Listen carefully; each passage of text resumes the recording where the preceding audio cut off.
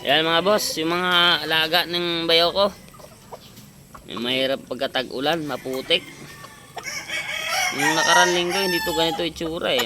Mainit-init na eh. Ito yung broodcock niya oh. Dito na sa mga anak na to tol. Anak na yata ito eh. Yung mga babae. Ito dark side, light side ng mga pumpkin. Ayan. Ito talaga yung broodcock niya. Ayan. Ayan oh. Ganda ng kulay. Ano na to eh, around 3 years na yata to. O 3 years na to mahigit tong broodcock na to. Matanda na rin to eh. Mag-aapat na taon na siguro to. Mahigit 3 years na ba tayo dun sa ano na kabila? 3 years? Ay, 4 na taon na tong ano to, broodcock na to.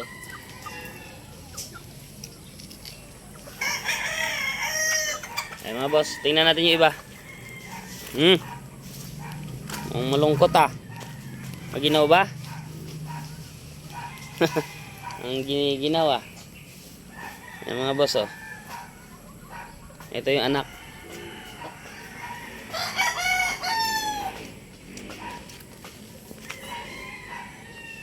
Ganda talaga kulay pagka pumpkin mga boss eh no. Maganda kulay pag pumpkin eh.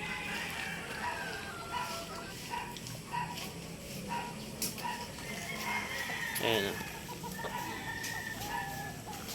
Ito lugon ah. Ayan o. Ang buntot mga boss oh. Walang buntot.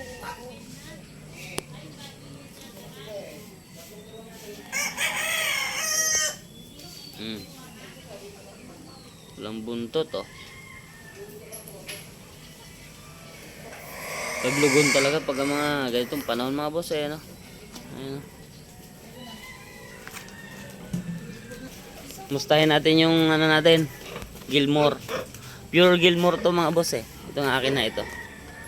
Oh, walang buntot. Umiilap yata ah. Parang umilap oh. Masakit ang katawan. Parang ano tukong ah. May edad na to mga boss, 1 taon na to mahigit eh. Nagmukhang tukong ah. Pure Gilmore yan mga boss eh. Yung ano na yan. Galing ano yan, ang lahi niyan sa farm yun eh. Anong farm ba yun?